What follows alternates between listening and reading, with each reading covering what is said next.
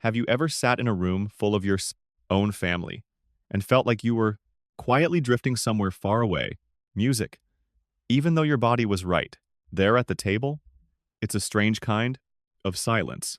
Not the silence of a peaceful home, but the silence inside your chest, the one that makes you wonder why everyone else seems to belong, while you feel like a visitor. You watch the familiar faces. You hear the familiar jokes, and yet something in you stays distant, as if a glass wall separates you from the warmth everyone else seems to feel without effort. Sometimes this feeling begins long before you can name it. You might remember being a child, sitting at dinner, swinging your legs under the table, waiting for someone to notice you, to look at you, to truly see you. The food was warm, the lights were soft, the room was full, but the connection you needed never seemed to arrive. Maybe your parents were busy, tired, or simply unable to offer the emotional presence you didn't yet know how to ask for. And so in that quiet place inside you, a tiny gap formed, a space where closeness should have taken root, but instead remained empty. Most people never talk about this emptiness. Society assumes that family automatically means affection, loyalty, and unconditional attachment. Growing up, you're taught that blood is thicker, music, that your family is supposed to be your safe place, your starting point, your anchor. But what happens when your emotional reality never matched that myth? What happens when the people who raised you gave you shelter, food, rules, and routine, but not the emotional attunement your nervous system, music, was quietly waiting for? Psychologists call these early moments the music blueprint of attachment. The subtle cues, the smiles, the shared glances, the soothing responses that teach your brain what connection feels like. When those moments are missing or inconsistent, the brain learns a different lesson. Not that you are unlovable, but that closeness is unreliable. Not that family is meaningless, but that it is unpredictable. And so you grow up learning to protect yourself by staying just a little bit distant, just a little bit detached, even from the people who share your last name.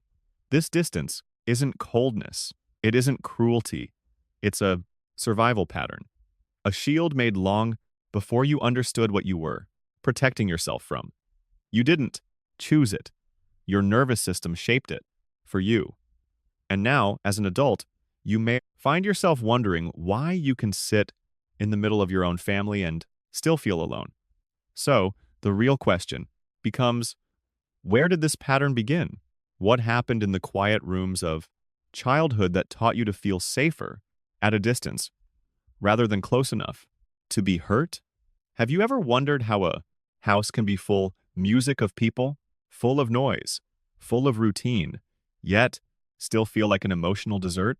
How a child can grow up surrounded by family and still carry the quiet belief that they were never truly seen? It begins subtly, almost invisibly, not with big tragedies, but with small absences that echo for years. You might remember moments from your own childhood where you sat on the edge of the living room, watching the people who were supposed to be your world move around. You like distant planets. They were close enough to touch, yet too far to feel. Sometimes home doesn't feel like home because the people inside it are fighting invisible battles. A parent who is overwhelmed, exhausted, or emotionally unavailable isn't always cruel. They're often just surviving. They provide food, shelter, clothes, and structure. And from the outside, it looks like a good upbringing. But a child doesn't just need stability. A child needs attunement. They need the soft nod that says, I see you. The warm gaze that says, you matter. The gentle presence that teaches their nervous system music you are safe. Without these micro moments, the foundation of attachment is quietly weakened. long before the child can understand what's missing. You might picture a small child tugging at a parent's sleeve music, trying to share Leverman sleeve. I music, parent's sleeve music. A drawing or a thought or a feeling only to be met with distracted eyes or hurried responses. Music or a child who learns that expressing sadness makes people uncomfortable, so they begin to swallow their emotions like stones. Music or the independent child everyone praises, not realizing independence was born from necessity, from the early lesson that no one will come when they cry. Neuroscience shows that the emotional circuits responsible for connection form through repeated patterns of warmth and responsiveness. When those patterns are inconsistent or absent, the brain adapts by shutting certain doors, creating a quiet void in the place where closeness should have lived. Children raised in emotional distance often become experts at self-soothing, not because they are strong, but because they had no other choice. They become hyper-independent, responsible too early, old before their time. Music. They learn to blend in, to not need too much, to stay invisible so they won't be disappointed. And as the 2 years pass, this survival strategy becomes part of their identity, a shadow stitched to their skin. You grow up thinking this is normal. Music, you grow up believing that connection is something other people feel. But that childhood void doesn't disappear. It simply transforms. And one music day, you find yourself wearing an adult mask, wondering why closeness still feels like a foreign language, even with the people who share your name. Have you ever noticed how some adults wear a kind of calmness that feels less like peace and more like armor? From the outside, you look composed, capable, independent, the one who doesn't need anyone, who handles everything alone. But deep down, you know, it's not confidence holding you together. It's something much older, something stitched into you in childhood. It's the mask you learned to wear long before you understood you were wearing it. As you grew older, emotional distance didn't disappear. It simply matured. It shaped itself into the lone wolf identity. Music, the persona that claims solitude as a preference rather than a protective reflex. Music, you tell people you're fine on your own, that you don't need closeness, that you're built differently. And maybe you even believe that. But somewhere underneath there is a shadow, the unmet to need you locked away because no one was to there to hold it. You might notice it during family gatherings. Everyone laughs, reconnects, updates each other on their lives, music, and you sit there feeling like a visitor passing through a world you never quite belong to. The conversations feel distant, the hugs feel mechanical, and the warmth that others seem to feel so naturally barely music reaches you. You smile, you nod, you participate, but it's like acting in a play where everyone else knows their lines except you. And when you leave, you don't feel sadness or longing. You feel nothing, a quiet, neutral emptiness that's easier to carry, music, than the discomfort of pretending. This is the adult mask of detachment, the invisible wall your nervous system built to protect you from disappointments you once felt too deeply. Studies on attachment show that when a child grows up learning that closeness is unreliable, the brain adapts by numbing that longing. Neuroscience describes it like an oxygen mask of self-sufficiency. You learn to breathe alone because no one taught you how to breathe together. Hyper-independence becomes survival. Emotional distance becomes safety. And the heart becomes a room with locked doors. You feel it most when someone asks you to open up, to be closer, to let them in. Music, anxiety, rises. Not because you don't care, but because you were never taught how to bridge that gap. You may even feel guilt. Guilt for not missing people. Guilt for not feeling the way you think you're supposed to feel. Guilt for the numbness you can't control. But the truth is, this mask was formed for a pay tech dot. Reason. Music. It protected you once.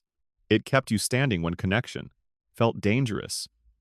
And yet behind every mask lies a deeper truth. One, the mind hides but the body remembers.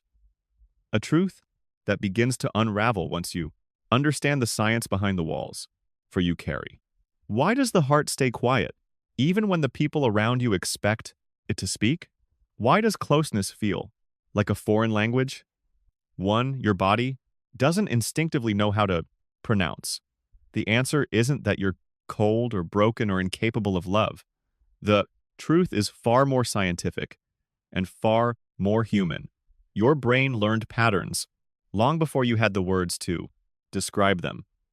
Music, in childhood, the nervous system watches everything. It listens to tone, to touch, to presence. It measures safety not through logic, but through consistency. When emotional warmth is offered, the music brain builds pathways that say connection is safe. When warmth is absent, unpredictable, or tangled in stress, music, the brain builds a very different map. Attachment theorists call this avoidant or disorganized attachment, patterns that form when a child's emotional needs are met with silence, confusion, or inconsistency. Music. It's not that you were unloved. It's that love wasn't communicated in the language your developing brain required. Neuroscience shows that bonding is not just emotional. It is chemical. Oxytocin, the hormone of trust and safety, flows when a caregiver is responsive and attuned. But when those moments are rare, the oxytocin pathways grow quieter. The limbic system, the emotional center of the brain, learns to protect itself by staying detached. It teaches you not to reach, not to expect, not to need. Your nervous system becomes a garden without water, functional, resilient, but dry in places where warmth should have bloomed. As you grow older, this adaptation becomes invisible. Emotional numbness isn't a dramatic collapse. It's a slow dissociation, a gentle drifting away from feelings that once felt overwhelming. You might go through life believing that you simply prefer distance, that you are naturally self-contained music, but beneath that calm exterior is a nervous system shaped by survival.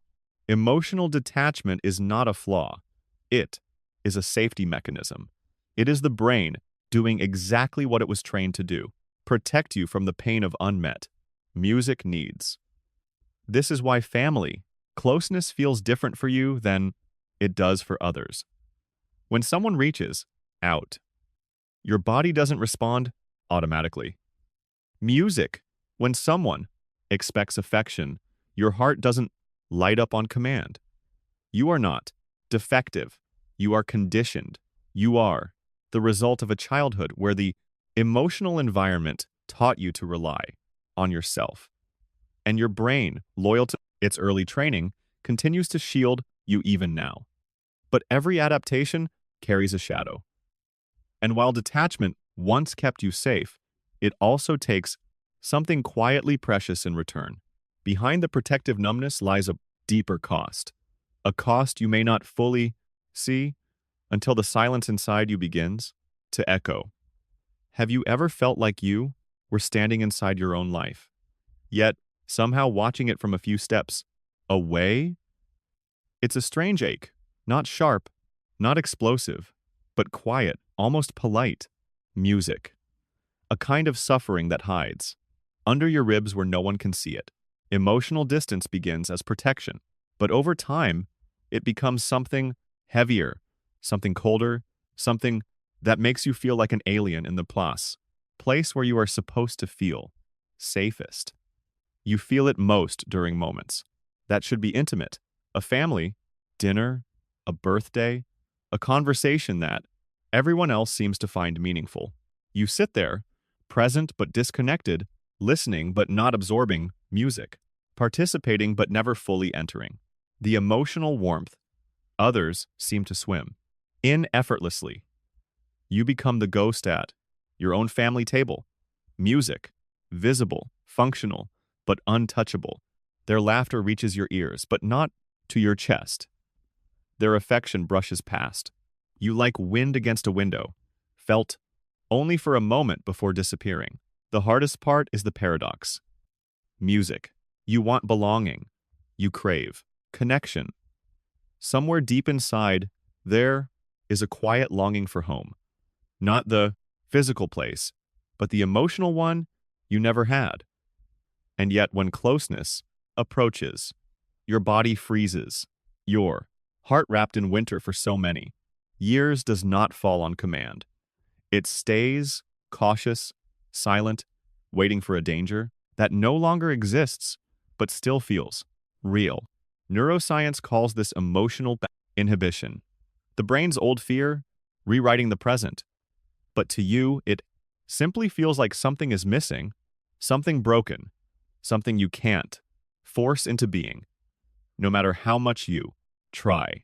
This creates a secret kind of guilt, music, the guilt of not feeling what you're supposed to feel, the guilt of not missing people you should miss, the guilt of watching your family love you in a language you can't translate. You begin to wonder if you're ungrateful, or cold or incapable of the love others find so natural. But beneath that guilt is something more painful. Music, the loneliness that grows quietly like a plant in the dark. It doesn't scream. It doesn't demand. It simply spreads its roots through your life, showing up in friendships where you keep people at arm's length, in relationships where you disappear emotionally without meaning. 2. In moments when someone asks, "Are you okay?"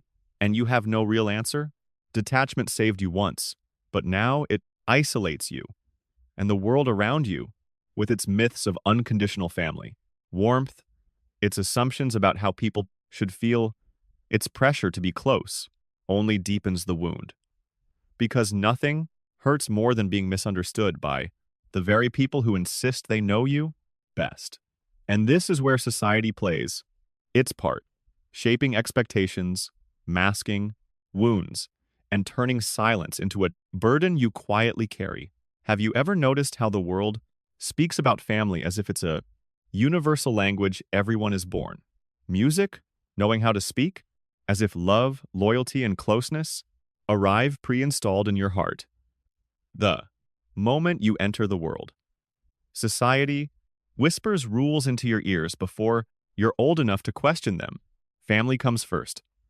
Blood is thicker than water. Good children stay close. Music. These words sound warm, protective, even noble. But for someone who doesn't feel that natural attachment, they become invisible, shackles wrapped around the heart. You grow up watching families and movies, embrace effortlessly. Parents who understand their children without words. Siblings who feel like teammates. Music. You hear relatives tell you how lucky you are to have each other. How nothing matters more than your own blood. And somewhere inside you, a quiet fear begins to grow. The fear that you're the only one who feels differently, that something in you is defective because the warmth others describe simply doesn't ignite within the fairy. You start performing connection instead of feeling it, hoping no one notices the emotional gap you can't explain. In collectivist cultures, this pressure is even heavier. Love is often measured in obedience. Music in how much time you give, how available you are, how tightly you hold the family, structure together. If you step back to breathe to protect yourself, or to simply exist as an individual, you're seen as disloyal. Distance is misread as rebellion. Silence is mistaken for disrespect. You to become the outsider, not because you chose to be music, but because the Iderexby quote, culture leaves no room for emotional kime. realities that don't match its script. On the other side, individualistic. Cultures romanticize music, independence, but even there, family, closeness is idealized. Music. People talk about Sunday dinners, shared, holidays, lifelong emotional bonds, as if they are the natural baseline of every process, human life. And if you don't feel these connections, the world quietly points a finger at you, labeling you cold, ungrateful, emotionally unavailable. They never ask what your childhood taught your nervous system. They never consider that attachment is learned, not guaranteed. Instead, they assume you failed at an exam you never had the chance to study for. This cultural myth creates a deep divide inside you. On one side is your emotional truth. The distance, the numbness, the effort it takes to feel something that should come naturally. On the other side is the weight of expectation, the pressure to smile, to fit in, to pretend the bond runs both ways. And in that space, between truth and expectation, loneliness grows thicker. Music, you start to carry a resentment that you don't fully understand, mixed with a guilt that isn't yours to bear. And slowly, this cultural pressure begins to shape your inner world, carving quiet wounds, shaping identity, and planting seeds for emotional consequences that follow you long into adulthood. What do you do with a feeling that never arrives? Not music, pain, not anger, not even hatred, just nothing. On the outside, your life looks normal. You go to family gatherings. You reply in the group chats. You show up for birthdays and weddings. You stand in a crowd of people you're related to, yet feel utterly alone, like a stranger who's wandered into the wrong story. Music. You know you're supposed to feel something. Warmth, gratitude, belonging, but instead, there is a strange echoing quiet inside you, and that quiet starts to feel heavier than any loud emotion ever could. Over time, this silence turns into chronic guilt.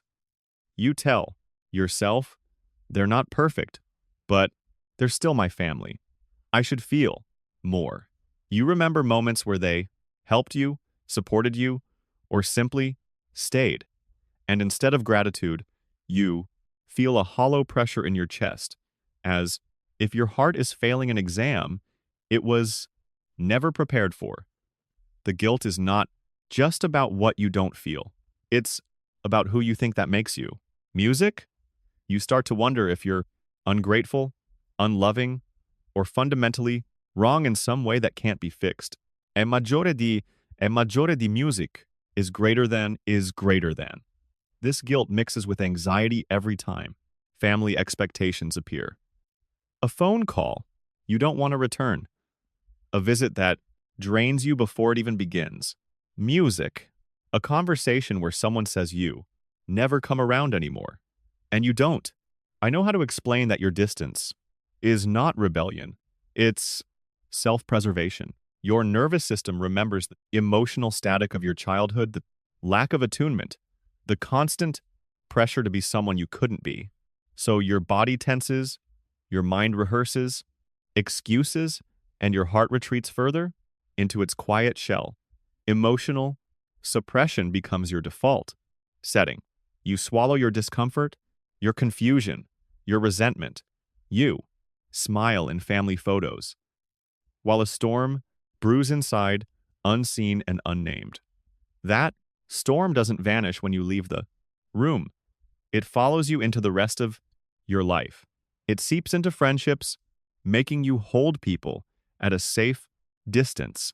It slips into romantic connections where vulnerability feels like walking into a burning house. Music. You want to love and be loved, but every time someone gets close, the old wiring activates. Protect, withdraw, shut down. Attachment theory calls this avoidant bonding, but to you, it just feels like failing at intimacy over and over again. Slowly, your identity begins to wrap. itself around this emptiness. You start to see yourself as the distant one, the one who doesn't care, even though beneath that story is someone longing for a kind of connection they were never taught to hold. Your self-worth bends under the weight of what you cannot feel until you start confusing your survival adaptations with your true nature. And yet, somewhere beneath the numbness, a quiet question begins to form. A question that doesn't accuse you, but gently wonders, what if this emptiness isn't who you are, but what happened to you? And what if, in ways you can't yet see, it is still possible to gently learn a different way of being close? Have you ever wondered why healing feels so fragile, almost like holding a small bird in your hands? Delicate, trembling, unsure whether it wants to stay or fly away.